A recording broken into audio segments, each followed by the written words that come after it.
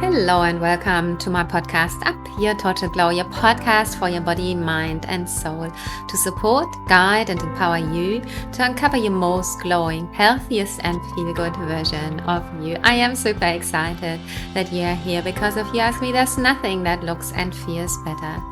In today's episode, I'm speaking with Kalyani Hauswirth Jain. Kalyani is a master yoga teacher trainer. And in this interview, she shares with us how to practice yoga off the mat.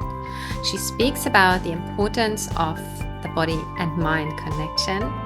She speaks about the self-care aspect and our nervous system. She speaks about self-regulation when practiced yoga and when practiced yoga with a certain mindset.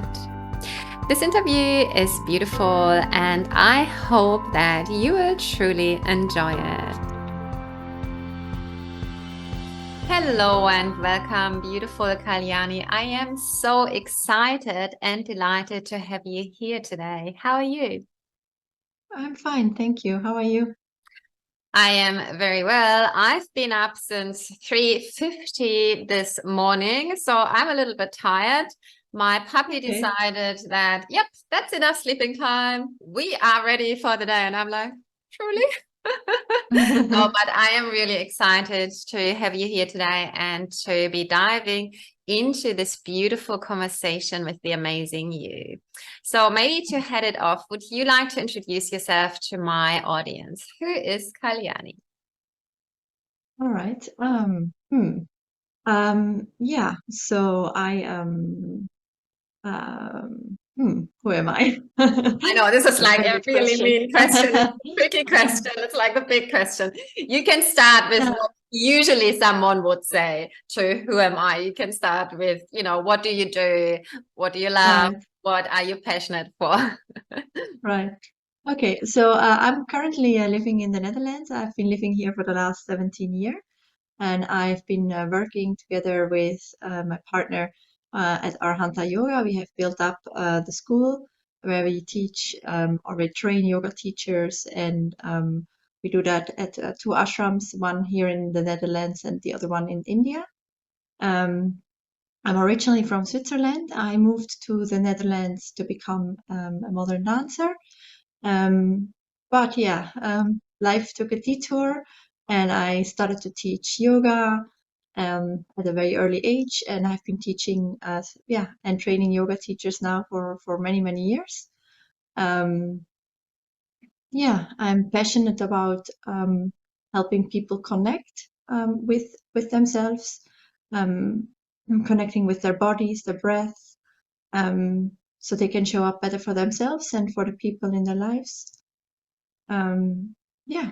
Beautiful. I love that because it's all about that connection, isn't it? So that's really true. See, and we'll dive deeper into this. But beforehand, I would like to say, all those detours in our life, aren't they truly magical because they somehow bring us to where we really need to be and where we can dive deeper into our divine being or what we are here for or what brings more out in us, and saying that it can be painful but it sounds like yours wasn't really painful. It sounds like yours was just truly a beautiful road towards really diving into your purpose. It sounds like it. Is that true? Yeah, I think so. For me, things that are really important and what I was looking for in dance is really the aspect of embodiment and having a different view on life than the standard view that we are taught in our society. So that's what really attracted me to dance. And I think that's something that I could find in a way that I've been living my life in the last 17 years.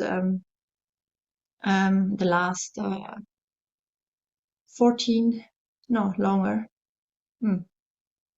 Yeah, 14, 15 years in teaching yoga as well. So yeah, it's been definitely a road that brought me closer to what I'm actually was looking for in dance. Also, the creativity is something that's very important for me, and that's something that you can also find when you build up a school or when you, finding solutions in a creative way. So indeed, the purpose, I think, has been always that, and I tried to find it in dance, and then I found it in teaching yoga, training teachers, building up Arhanta. Yeah. I love it. And you speak so calmly, which is really beautiful and obviously shows that you clearly practice what you preach. So I would love to dive deeper into this beautiful connection that you pointed to. So what truly is yoga for you? Because when I started with yoga, I didn't really know much about yoga. Yoga for me was just the asana on the mat. Which is, I believe, can be a road to yoga, to the true yoga, but it's only just a starting point. So would you like to elaborate on that, or what's yoga for you? Um, I think for me, there are two parts, I would say, to yogic practices that I find both very important. Usually our society focuses more these days on only the one. And maybe that is also something that's really important. Try to dive more into the second as well. The first one being regulating oneself, regulating the nervous system. That's really something that's very, very important. It's also a topic that's coming up more and more all over social media, and people are talking about this a lot. So the importance of the nervous system and our ability to self-regulate, it has become a really well known overall, and I think it's a very important fact. And yoga can be a great tool. However, sometimes it can also do exactly the opposite. So rather than bringing us into a more relaxed and calm state, it can do the opposite. But when utilized right and understanding, okay, what's actually the need right now, it can be a really good way to connect with our body, to regulate, to bring our breath down, to, to kind of drop into the body. And the other part, I would say, of yoga is really self-inquiry. And I feel like that's something that can be expanded on. And that's also for me a search at this moment into how can this be given more shape in settings as maybe a regular yoga class, in a way that we start to become more aware of our unconscious thought patterns and how they shape the way that we look at ourselves, the way that we look at our life, the way that we react to life and whatever is happening. And there's a lot of theory about that in yoga, a lot of philosophy that expands on it, which we also teach, which is great to understand on a cognitive level. But usually we are not able to take that cognitive understanding of how to do that self-inquiry and into our life. And I think that's those are the two parts of yoga that for me are really can be really life-changing, especially if they can be combined. Yeah. Beautiful. Yeah. I love it. I definitely agree that yoga is so life-changing. And I almost think the reason why you step onto this mat and start your yoga journey is almost insignificant, because somehow yoga has the way to lead you and change you anyway and, you know, help you to find the deeper meanings of yoga. That's at least how I felt. But it's just so beautifully explained. You put it really, really nicely. A few questions here. So how do we self-regulate with yoga? So what does this kind of yoga look like compared to the yoga where we rather create more imbalance? It really depends on your need at that moment, but usually when we need to self-regulate, we need to drop into the parasympathetic nervous system, so into the rest and relaxation response. And we have like physiological triggers that either put us into the sympathetic, which is the fight or flight or freeze response, or parasympathetic. So in order to kind of drop ourselves into the parasympathetic,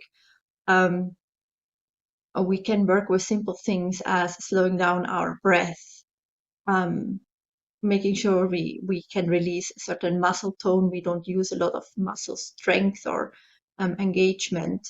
Calming down the breath, muscle tone. Yeah, those are the most important ones, I would say.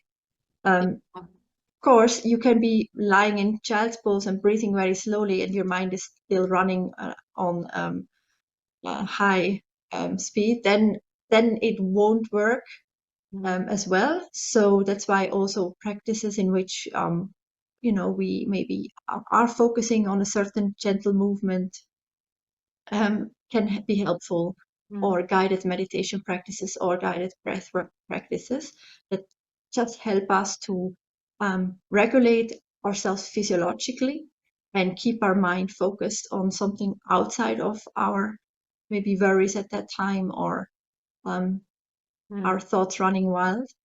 So that's what yoga can offer us. And it does mean that a lot of times, for a lot of people, a conventional asana practice might be too intense, especially initially. And it also, again, depends on the style. So we have different practices, of course. Yin yoga is a practice that generally lets you relax, and the muscle tone is low. Hatha yoga as well, and practiced according to the classical principles. We stay in the posture for postures for long duration, or we focus on breathing, and we have regular shavasana relaxation postures in between to always make sure that we drop down the heart rate, etc. So those practices will be supportive as well, but then it needs a certain level of already prior experience, I'd say, or a certain level of for Hatha yoga, a certain level of fitness maybe, because in the beginning a lot of postures can be too intense and you're full on in sympathetic, just trying to be in them. And then there are practices such as more dynamic practices such as vinyasa yoga, where we are really actually all the time in sympathetic, as we are really working out our entire body, which is by itself a great way to practice and move as well.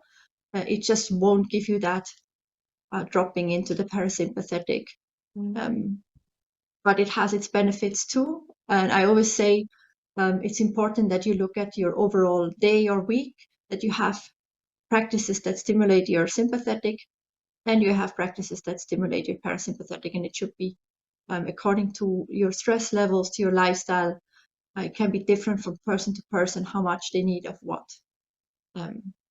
But a lot of time people are only in sympathetic. They work all day, then they go for a run, and they watch TV and think a lot, and all the time they are just being in this stimulation.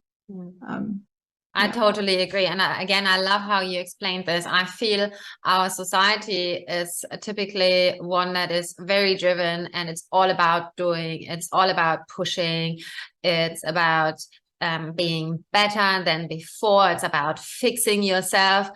And yeah, this can be very challenging. And I feel a lot of this, unfortunately, has also come onto the mat, where I can see that clients compare each other with each other. Like, you know, it's about this headstand or this handstand or this back bend and performing better. And that's not what yoga is about at all. Yes, sometimes it's about, you know, going into the sympathetic nervous system more, because only being in the parasympathetic nervous system doesn't make sense or is not good for the body.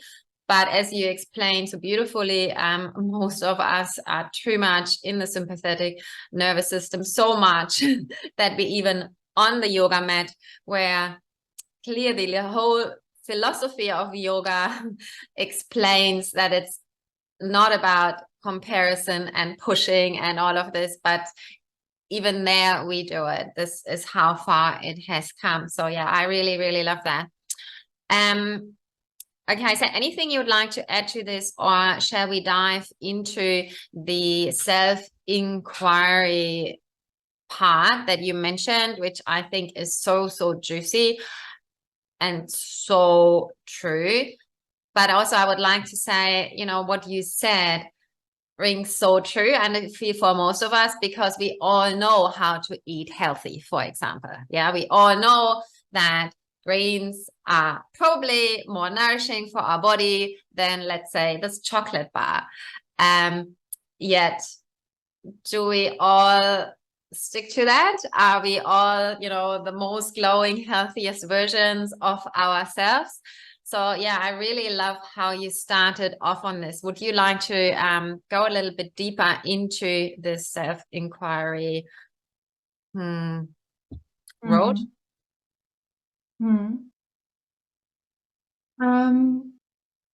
Yeah.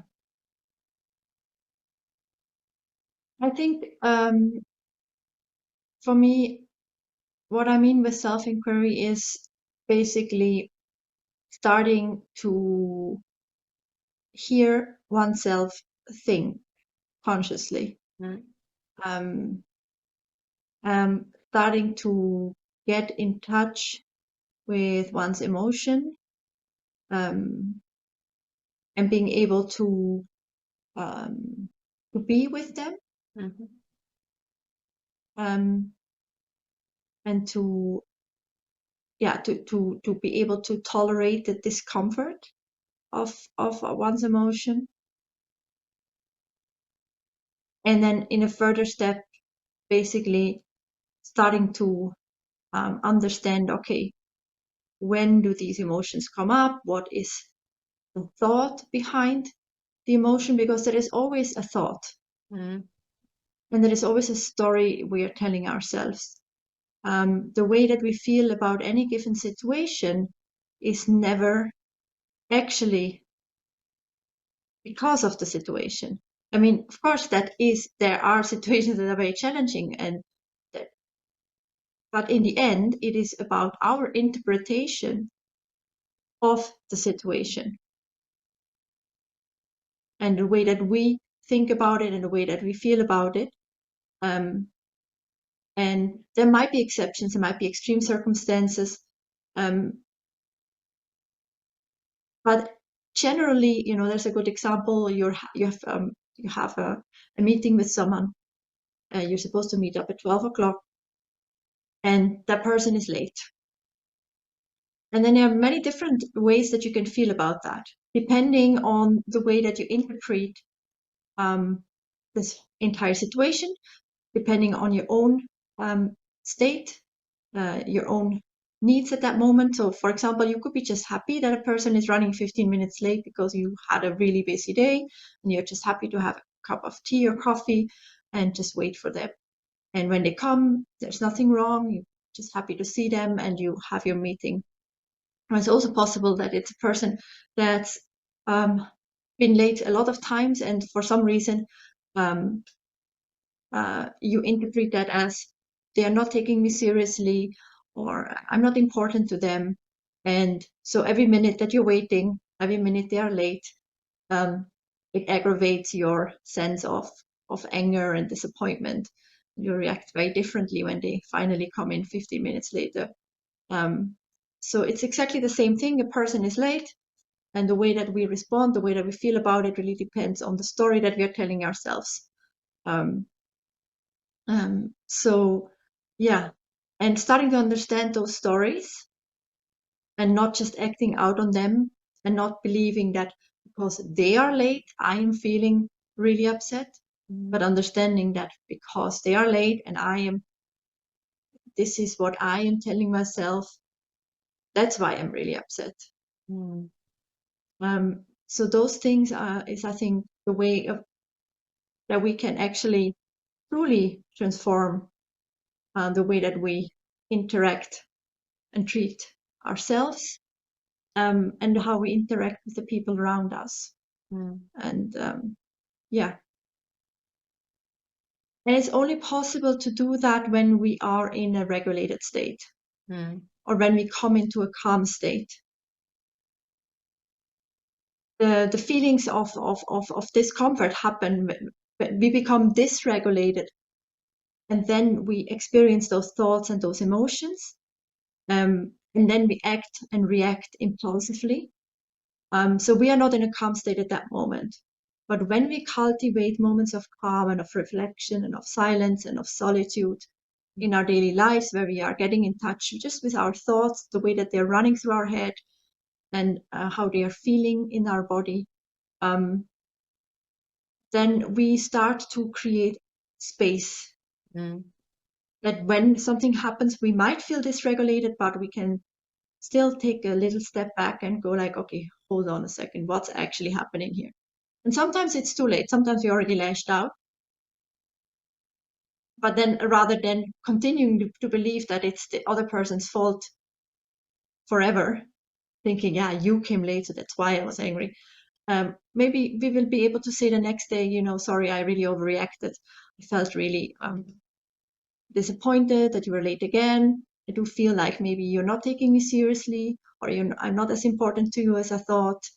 And I would really appreciate it if you could try to be more in time, or let me know at least if you're running late. So we would have that option either in the moment to go like, okay, I don't need to be angry, or I don't, I can understand where this is coming from, or we will be able to regulate at a later point, but much earlier than what we usually would be doing. Yeah. Beautiful. I love it. Very true. Can you share a little bit maybe about your own experiences here? So where you were maybe more dysregulated than you would have liked to, and dived into stories or conditioning or negative beliefs or trauma or whatever you want to call this.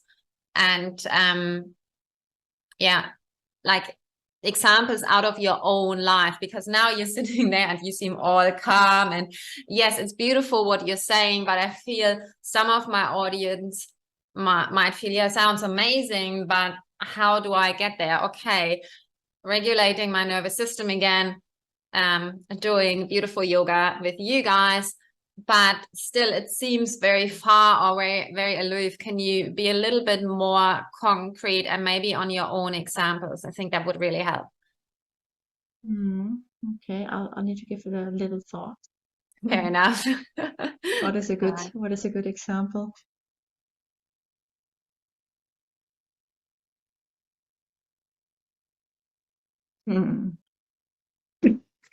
Sorry.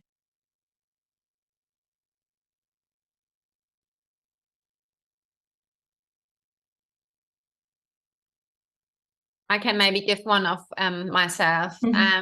So for me, one of the things that require lots and lots of healing and will require more healing is self-doubt.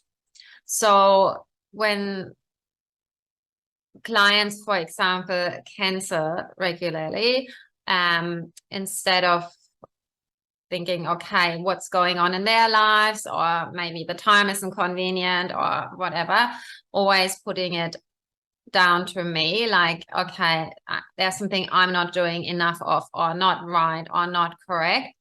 And I felt with just showing up on my mat and my practice for myself is what everyone else would probably consider as very basic. It's very connected with the breath, and I just flow. Like most of the time I feel even my eyes are closed and I'm just in some beautiful posture. Sometimes I hold them longer, sometimes I don't. It's basic. There are no headstands, no handstands. Yes, maybe a wheel or something if I feel like it, if I want to open more. And during or with showing up every day on that mat and doing this, feeling my body, I kind of felt that layer by layer, I more realized that this is not me. Like this is a part of what I believe, but it's not truly who I am, or also it's not truly them. Like it's not really their issue either. Yeah, does that make sense?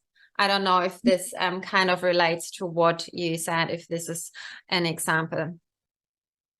So you're saying you came to understand that why they are canceling, that's not because of you, it's not you causing it, and it's not even, so is that what you're saying? I am saying that Yeah. I came to understand that my reaction of thinking, Yeah. oh, I'm not Yeah. good enough, is kind of a default mode, and Yeah. it has nothing really to do with their behavior. It's just triggering something within me that requires healing. And layer upon layer, I felt that I can kind of shed these things.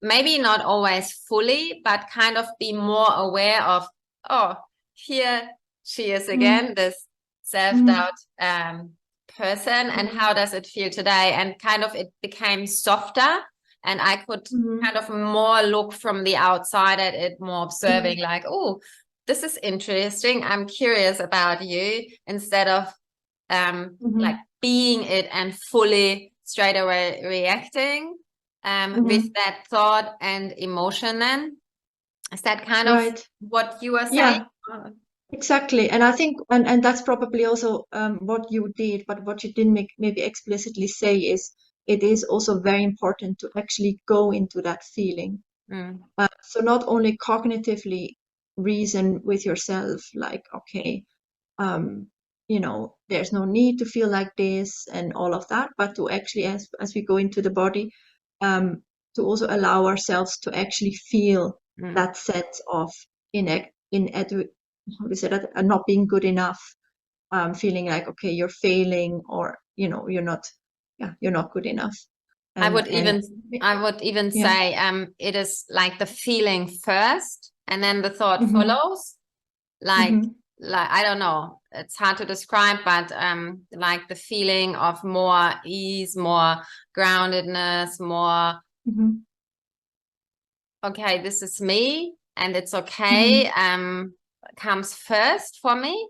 That's how it felt. Yeah, definitely. And for me, an example is that I've always had a lot of difficulty with not being in agreement, not having harmony.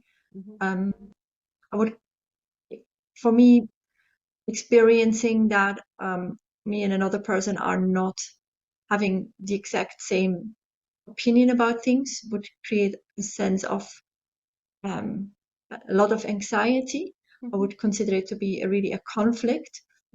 And I think I haven't learned until quite recently to accept that a conflict doesn't mean either you are in opposition or oh no, I'm saying it wrong. So I would think until quite recently, okay, when you're in conflict, you're in opposition, and you have two options. You can fight, you can try to stand up for yourself, or you can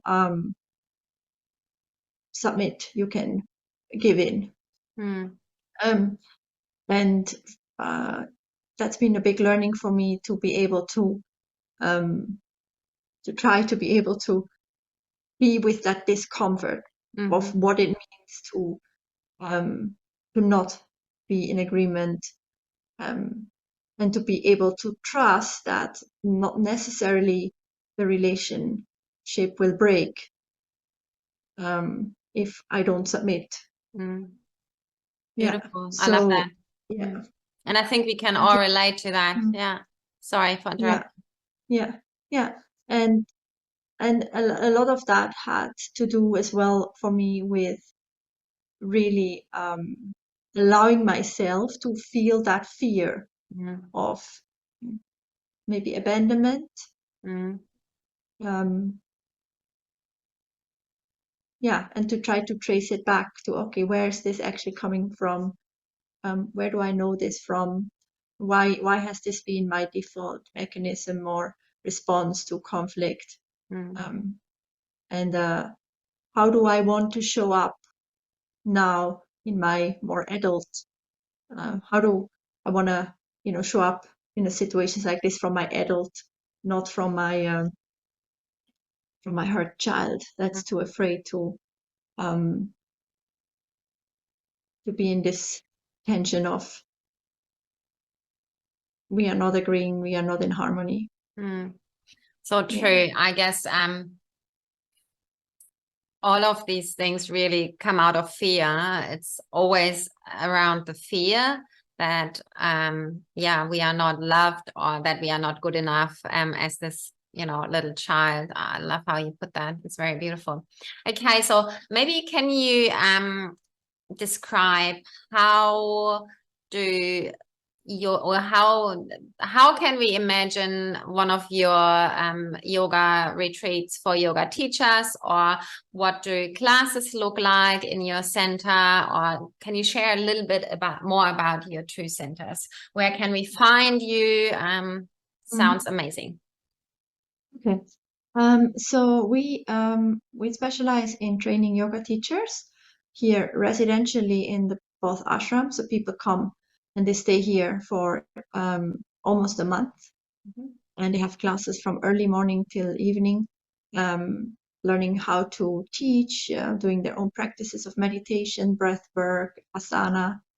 It's very intensive, but also very transformative experience, because you really deep dive into really living a certain lifestyle for a month with the diet, with philosophy, etc.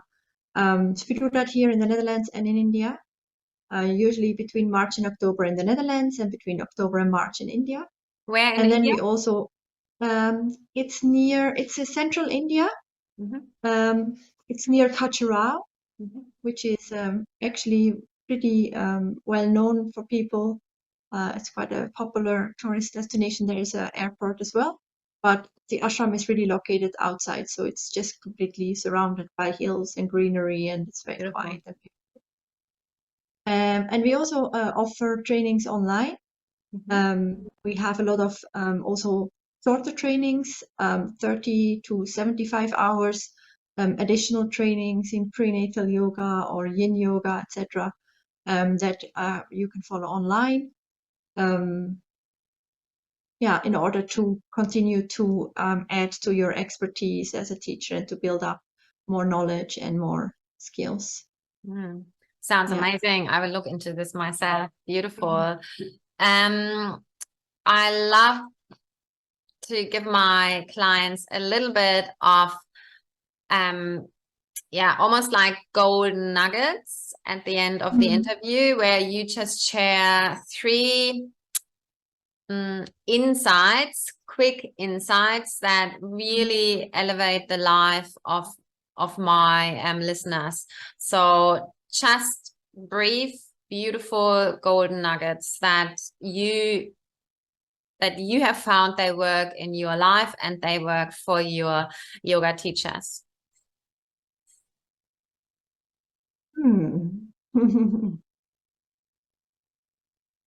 When teaching, really focus on the student. It's not a performance. It's not evaluation of you or your skill or your personality, but it's really about the people that you're teaching. it will be much more fulfilling. It will just be much better because the quality of your presence is everything. And you can only be present if you are stepping outside of the inner critic and really be present with what's happening in the space between you and the students and what's happening for the students. And I feel you can even put this into general life, like not even only the student, but every opposite person. I love that. That's really, really powerful. So to make it even more general for my audience, that's beautiful. Thank you. Yeah. Sorry to interrupt. Yeah, and on the other side, I would say also be really connected to what you're feeling as well, but it shouldn't be a lot of young or new yoga teachers, they become very self-conscious when they start to teach, and they judge everything, and they listen to themselves, and they observe the students as how they are reacting to what they're saying. So that's really what we want to avoid.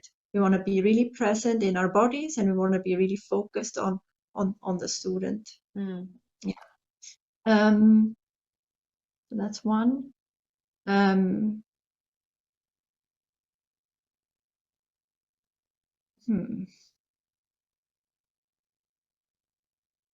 Maybe more for your general life then, instead of focusing so much on the students. Maybe that's easier.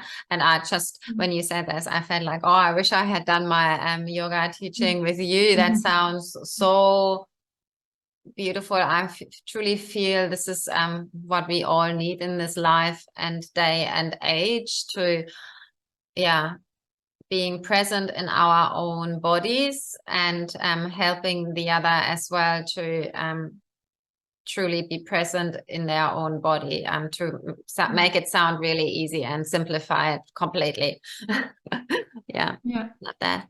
Another thing that we teach, but I think you can apply to general life as well, is like we say, put a number 10 on each student's forehead. And that means like see them as a 10.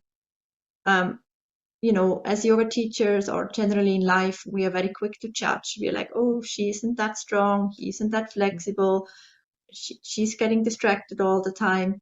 And we do that in life as well. We judge people because we judge ourselves. But I think it sounds a little naive, but and sometimes it can be. I think if we are not connected to our own, and we only think everyone is always good and everything is good, then it can be naive. But if you have a sense of connection with ourselves, we have our intuition in place, then I think it's the most beautiful thing to just assume that people are good and they mean well overall. Most of the time they do. And when you can approach people with this openness and the belief that they are good, they're inherently good and they inherently mean well, even maybe they don't always know how to express that. They are not out there to hurt you or to betray you or to make your class difficult. But they're just in their own life and in their own stuff. So sometimes they might not behave the way that you wish them to behave as your students or as your spouse or as your friend or someone in the supermarket. But it's not as your puppy. Or your puppy. It's not against you. It's they're in their own stuff, and they so, as we are ourselves sometimes. But we give them the benefit of the doubt. Love that. Beautiful. Yeah. And number 3.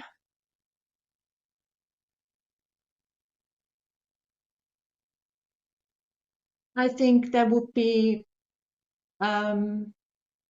for me, and that's been really a life lesson that I've been learning in the last, I would say, year, is really that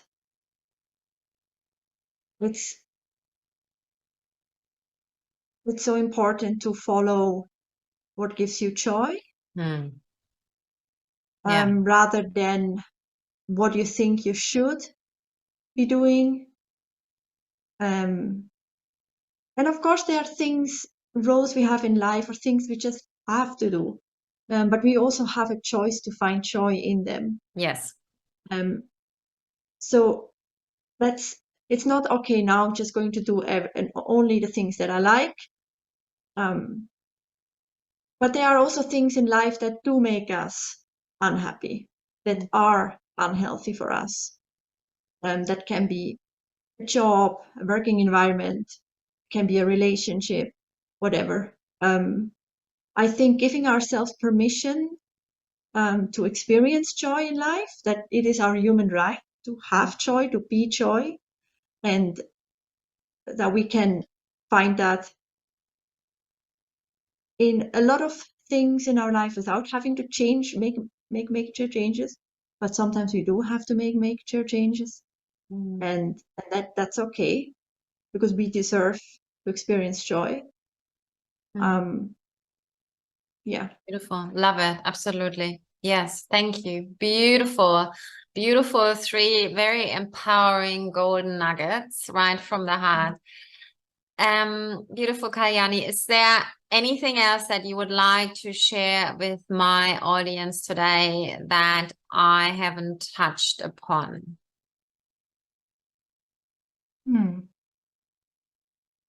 I know there's a lot we haven't spoken about, and Yeah. I would love to have you back if you would love that.